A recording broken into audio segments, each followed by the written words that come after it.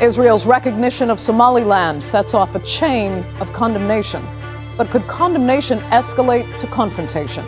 As military tension around the region heats up, what is the real strategy behind Israel recognizing a breakaway province in a Muslim country? And are the people of that province prepared for what could come? Why do you think Israel wants to recognize now? It could have done it 34 years ago. And that is another thing. I think Israel was one of the first countries that recognized in 1960 Somaliland. So that is a history that is still there. But what I would like to establish, a view that I want to share with your audience and with you as well, recognition and non-recognition of a new state is invariably political decision, not legal decision. States extend sovereign recognition to other states based on perceived strategic national interests. And I think why Israel now grants international recognition is exactly that. Is because it's a strategic decision that Israel sees the time is right to recognize Somaliland now, because it is also its interest. That was the scene at Mogadishu's main stadium. People gathered protesting what they called interference in Somalia's sovereignty. Their message was blunt. Somalia is one country and its borders are not up for negotiation. Protesters also accused Israel of meddling in Somalia's internal affairs. Others warned the move could fuel instability and violence. Somaliland at the crossroads of strategy, minerals, and global interest. Somaliland is emerging as a focal point of international attention as its strategic geography, democratic stability, and mineral potential converge at a critical moment in global politics and investment. Going to be needed in terms of building out infrastructure and actually doing the exploration and geologicals that are necessary to tap some of the resources that you have. And so there's not time to discuss them all, but there is one in particular that I would like to discuss and like to share. We will be deploying a host of new technologies to the energy efforts here in Somaliland. One of these technologies is the latest drone and sensor-based processing with the added dimension of time. In our discussion today, we strongly rejected Prime Minister Netanyahu's illegal aggression in recognizing part of Somalia's northern regions as an independent state. This aggression and the blatant meddling constitute a clear violation of the international law, the Charter of the United Nations, the Constitutive Act of the African Union, and all established diplomatic norms.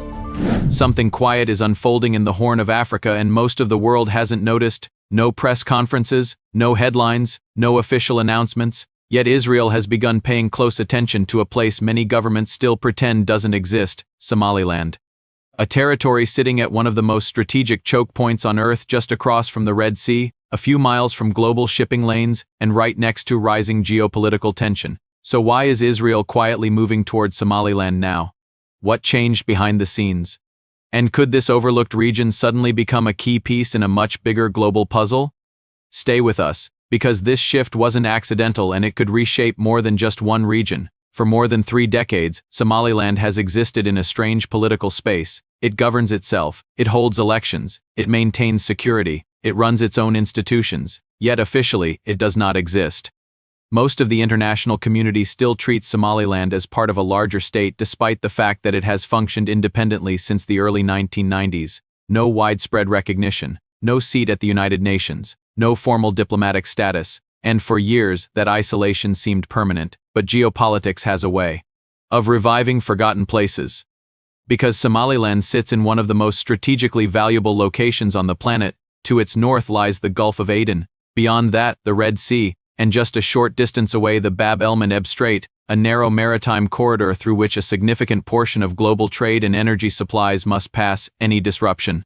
There ripples across continents. And in recent years, disruptions have become more frequent, shipping routes have grown more vulnerable, regional conflicts have intensified, and global powers have started scanning maps they once ignored. That's where Somaliland quietly re-enters the picture. For Israel, geography is never abstract. Security planners look outward always.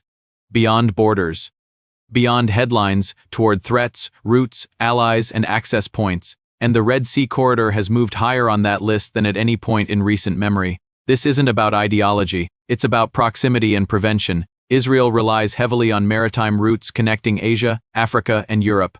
Any instability along those routes, whether from state conflict, non-state actors, or regional spillover, carries immediate consequences. So attention turned south, across the water from the Arabian Peninsula, across from fragile states and contested zones, toward a region that had done something unusual in Africa. It stayed relatively stable. While neighboring areas struggled with prolonged conflict, Somaliland maintained internal order. Ports functioned, trade continued, governance, while imperfect, proved consistent. That stability did not go unnoticed. But here's the key point. Israel did not arrive suddenly. It observed, for years, quiet assessments, indirect contacts, regional intelligence sharing, watching how Somaliland managed security, borders, and foreign engagement without international backing. And what stood out was not power but predictability. In geopolitics, predictability is currency, especially in a region where alliances shift quickly and instability spreads faster than infrastructure. At the same time, Somaliland itself began looking outward.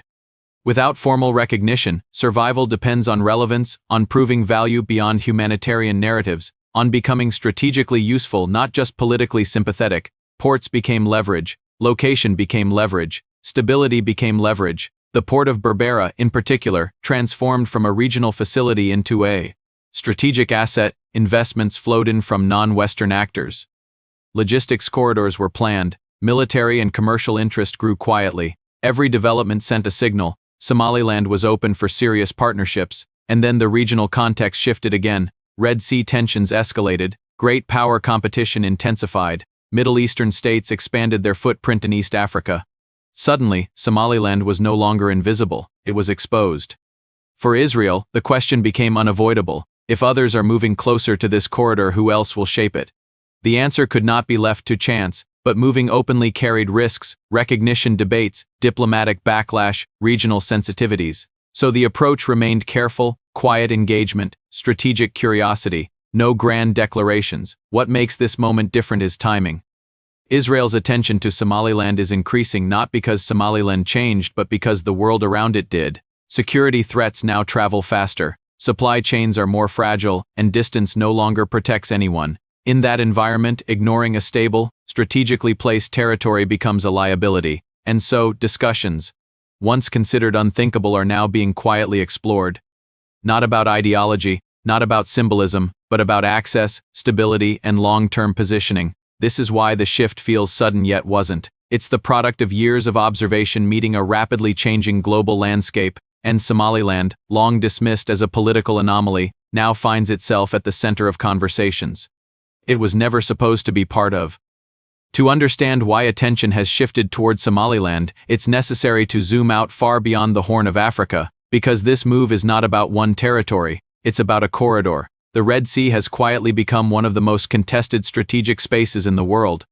Nearly a tenth of global maritime trade passes through it. Energy shipments, commercial goods, military vessels, data cables, supply chains that feed entire continents. When that corridor is calm, the world barely notices. When it's threatened, everyone feels it. In recent years, that calm has eroded. Shipping disruptions, regional conflicts, and non-state actors have exposed how fragile the route really is. Insurance costs have risen. Naval patrols have increased. Strategic planners now treat the Red Sea less like a trade route and more like a front line. For Israel, this shift is not theoretical. Its southern maritime access is directly tied to this corridor.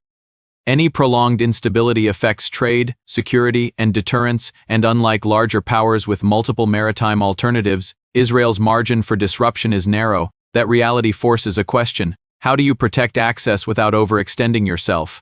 The answer, increasingly, is positioning. Not through large-scale deployments or overt alliances, but through awareness, relationships, and access points that allow flexibility when conditions change. This is where Somaliland enters the equation. Unlike many parts of the region, Somaliland offers something rare: consistency. Its coastline sits along the Gulf of Aden, close enough to matter, but removed from the worst of regional instability. Its internal security, while not flawless, has remained comparatively steady, and its leadership has consistently signaled openness to pragmatic partnerships. For strategic planners, this combination stands out, but interest alone is not strategy. What makes this moment different is the convergence of multiple signals. First, regional. Militarization has increased, naval presence in nearby waters has expanded. Multiple states, regional and global, now maintain some form of maritime footprint along the Red Sea and Gulf of Aden. Second, competition has intensified. Influence in East Africa is no longer dominated by a single bloc. Middle Eastern states, Asian powers, and global actors are all seeking access, partnerships, and leverage. Third, uncertainty has deepened. Traditional security guarantees feel less predictable. Alliances are more transactional. Long-standing assumptions are being tested. In this environment, flexibility becomes power, and Somaliland offers a form of flexibility that recognized states often cannot. Because without formal diplomatic status, Somaliland operates differently. Agreements can be framed as commercial, technical, or security-oriented without triggering the same political backlash. Engagement can remain quiet, incremental, adjustable. This suits a strategy that prioritizes options over declarations. Importantly, this does not mean a military base or any singular outcome. It means presence without permanence, access without obligation, awareness without escalation. From Somaliland's perspective, this attention is both opportunity and risk. On one hand, engagement with technologically advanced partners brings visibility, investment potential, and long-sought legitimacy, if not formal recognition, then functional relevance. On the other hand, becoming strategically important also brings scrutiny, rivalries, pressure from neighbors, expectations that may exceed capacity. This is the delicate balance Somaliland must navigate, and it's one reason why movement on both sides has been cautious. What's happening is not a leap, it's a probe. Quiet discussions, exploratory exchanges, assessments of mutual benefit. For Israel, the calculus is layered. Security considerations come first, but they're not limited to defense. Intelligence sharing, maritime awareness, early warning capacity, these are tools of prevention, not provocation. Economic considerations follow closely. East Africa is increasingly integrated into global trade networks. Ports, logistics hubs, and infrastructure corridors are shaping future supply chains, being present early before. Competition hardens offers long-term advantage. Then there's the diplomatic dimension.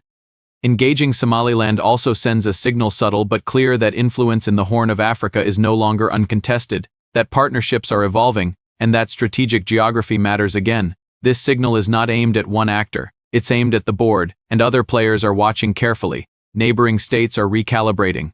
Some see opportunity, others see risk.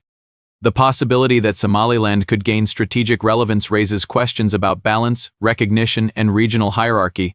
International organizations are cautious. Recognition debates remain sensitive. Any move that appears to legitimize Somaliland risks reopening unresolved political questions. That's why this shift remains. Quiet, public recognition would force alignment. Silence preserves maneuverability. What's unfolding is a test of thresholds. How much engagement is possible without provoking backlash? How much visibility can be gained without triggering diplomatic resistance? How far can strategic interest go before it becomes a political statement? So far, the approach has stayed below those thresholds, but even quiet shifts have consequences. Once attention turns, it rarely turns back. Investors notice.